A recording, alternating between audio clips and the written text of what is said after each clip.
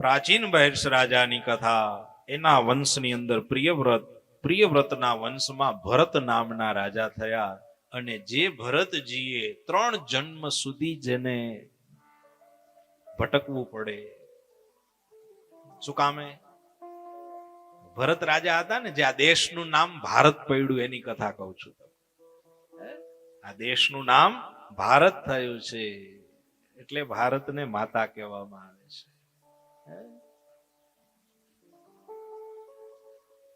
ઈ ભરત રાજા હતા, 7 દ્વીપનું રાજ્ય કરતા હતા. એની પાસે કેટલા દ્વીપનું રાજ્ય હતું? 7 દ્વીપનું. આ ખાલી આપણે અત્યારે જે રહીએ છીએ ને ભારત, એ તો ખાલી એક જંબુ દ્વીપ છે. અને જંબુ દ્વીપ કહેવાય. આવા તો 11 પ્રકારના દ્વીપ છે. એમાંનું 7 દ્વીપનું રાજ્ય એકલા ભરતજી પાસે હતું.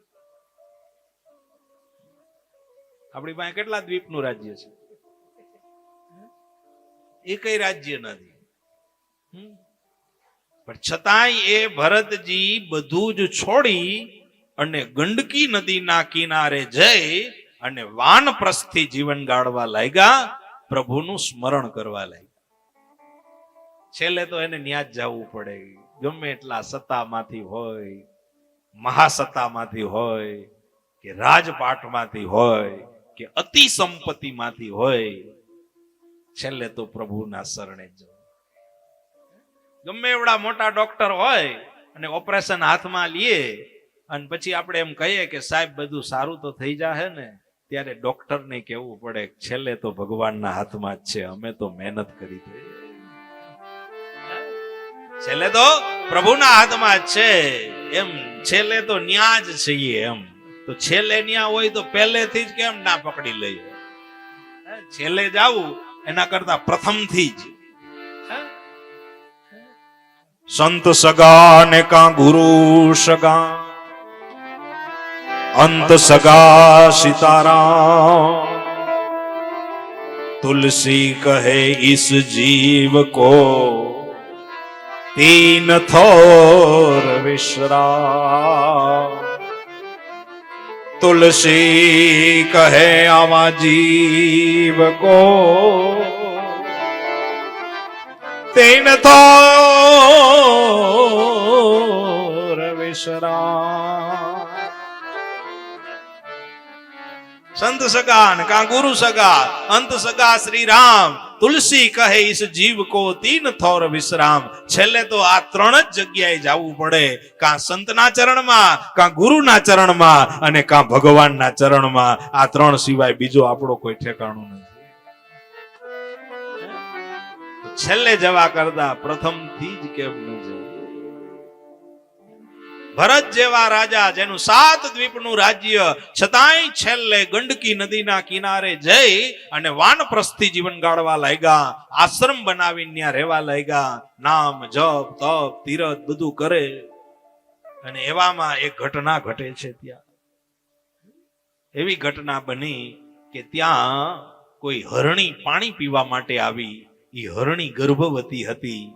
સિંહની ગર્જના સંભળાણી.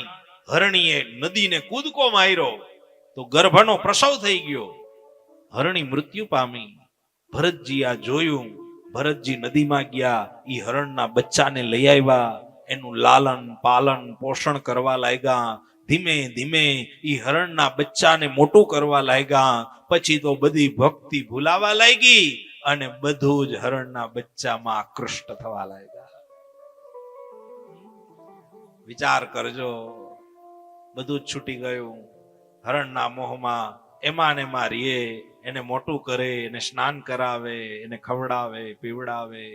અરે ઈ હરણનું બચ્ચું આશ્રમને ગંદો કરી દે, પૂજાના વાસણ ગંદા કરી દે, પણ છતાંય ભરતજીને દુઃખ ન થાય. શું કામ? એમાં મોહ હતો. મોહ છે ને એ પહેલા સુખ અપાવે અને ઈ જ મોહ અંતમાં દુઃખ અપાવે. 7 દ્વીપનું રાજ્ય જેને બાંધી ન શક્યું, એને હરણના મોહે બાંધી લીધો. આનો અર્થ એમ થાય કે ભક્તિ માર્ગની અંદર મોહ બહુ જ આપણને આડઅસર કરશે. આ બધા અસુરો આપણને બહુ અસર કરે. જેવા જેવા તમે આમ આગળ જાઓ ને એમ ઈ વધારે તમારા ઉપર ફ્લો કરશે. કામ ક્રોધ આદિક અસુરો ઈ વધારે વધારે આપણા ઉપર રંજાડ કરે.